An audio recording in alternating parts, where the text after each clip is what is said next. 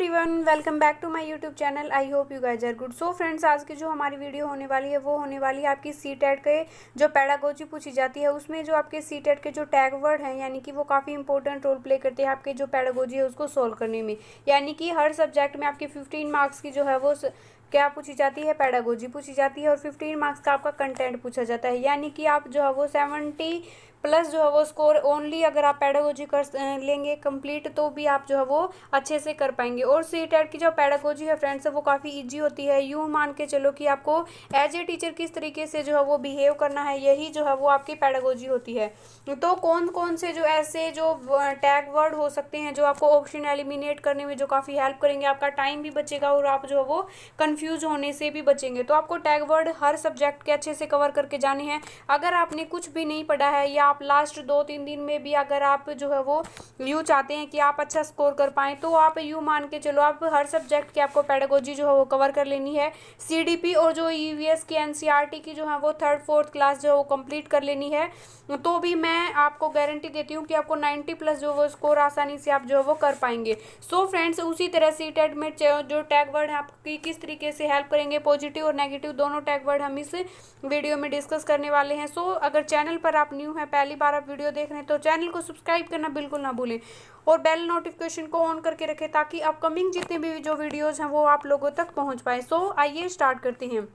तो फ्रेंड्स, आपके जो टैग वर्ड हैं वो क्या रोल प्ले करेंगे, आपका एक पॉजिटिव और एक टैग नेगेटिव। यानी कि एक आपका जो है स्टूडेंट है आपकी क्लास में वो कोई काम करना चाहता है और यूँ मान के चलो एक तो आप उसको जो है वो एक ऐसा इन्वायरमेंट जो है वो उपलब्ध करवाएं जिससे कि बच्चे को ज़्यादा से ज़्यादा अवसर मिले उस चीज़ को इम्प्रूव करने के, उस चीज़ को सीखने के। यानी कि यही जो है आपके यानी कि आपको पॉजिटिव इन्वायरमेंट उस स्टूडेंट को दे रहे हैं ताकि वो जो है वो अपनी लर्निंग को जो वो बेस्ट कर सके। और एक आप कह दें कि ओनली तेरे को ये मेथड दिया जाएगा, ओनली केवल यानी कि ओनली बजाय सिवाय और जो है ये कुछ जो ऐसा शब्द, यानी कि एक तो आप बच्चे को डिफरेंट डिफरेंट अपॉर्चुनिटी दें, डिफरेंट डिफरेंट अवसर दें और ताकि जो है अपनी चीज़ों को सीख सके और जो है वो अपने लर्निंग को इन्हेंस कर सके। और आप एक यूँ बोले कि तेरे को 2 दिन मिलते हैं, 2 दिन में तूने ये सीख लिया तो सीख लिया, वरना तेरे को जो है वो आगे नहीं इस चीज़ को आगे एप्लीकेबल जो है वो नहीं करना है। तो आपको यानी कि आपको ये हो गया एप्लीकेबल,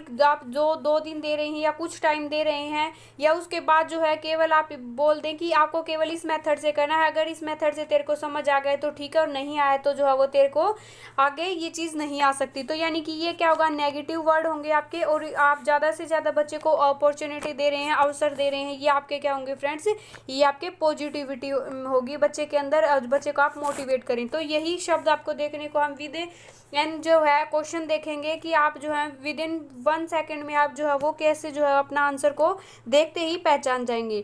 यानी कि आप बच्चे को ज़्यादा से ज़्यादा अगर किसी चीज़ को करने की अपॉर्चुनिटी दे रहे हैं, अवसर दे रहे हैं, तो यानी कि वो क्या है, आपका पॉजिटिव टैग वर्ड है।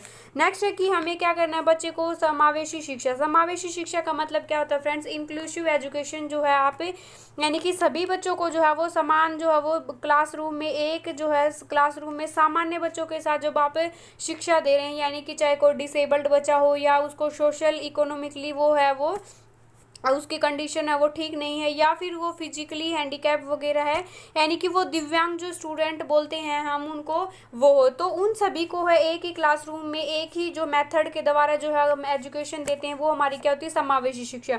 यानी कि हम बच्चे को एक पॉजिटिव इन्वायरमेंट देंगे, उसको समावेशी यानी कि सभी बच्चों के साथ उसको शिक्षा देंगे।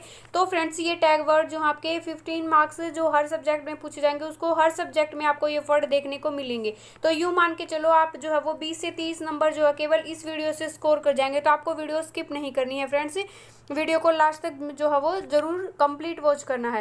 नेक्स्ट है लर्निंग बाय डूइंग। यानी कि अगर जितना हम बच्चे को एक्टिविटी करवाएंगे, जितना बच्चा खुद उस चीज़ को करके सीखेगा उतना ही बच्चा जो है वो क्या करेगा, उसकी जो है वो लर्निंग जो है वो बेस्ट होगी। जितनी वो खुद के हम किसी काम को अपने हाथों से करते हैं या उस काम में हम खुद इन्वॉल्व होकर करते हैं या फिर हम किसी का जो है वो सुना सुनाया देख कर जो उस काम को करते हैं, तो उसमें फ़र्क होता है। यानी कि बच्चे को खुद एक्टिव रखना है हमें उस काम में, उसमें काम में जैसे बच्चा करके सीखेगा तो वो लॉन्ग टर्म तक जो बच्चे को याद रहेगा।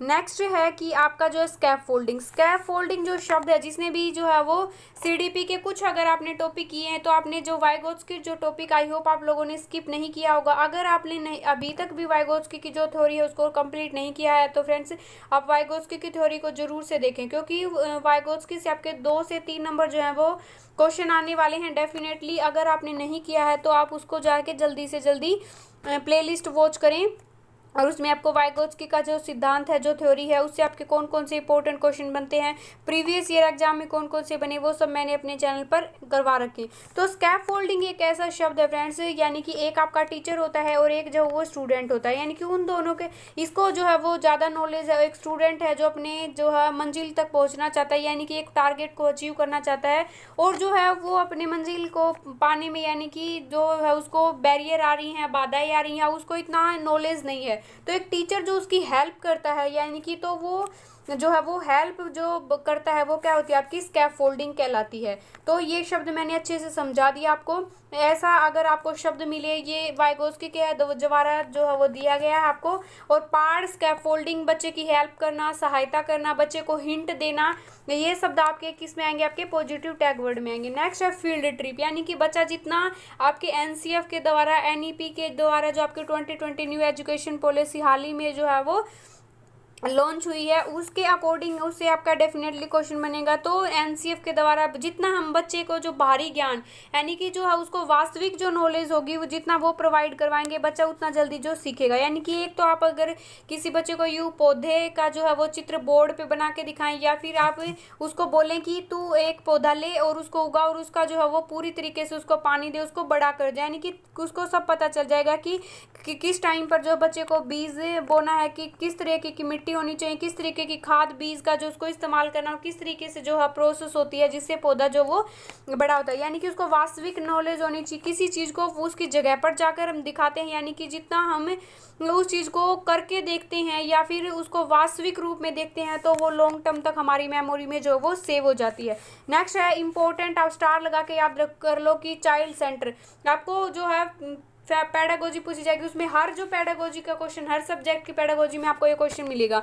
यानी कि जो आज की एजुकेशन है, हमें बच्चे को एजुकेशन किस तरीके से देनी है, वो चाइल्ड सेंटर्ड एजुकेशन होनी चाहिए। यानी कि बाल केंद्रित, बच्चे की जो इंटरेस्ट है यानी कि बच्चे की जो रुचि है उसके अकॉर्डिंग हमें शिक्षा देनी चाहिए। ये नहीं कि डांट फटकार मार पीट के हमें बच्चे को नहीं समझाना है।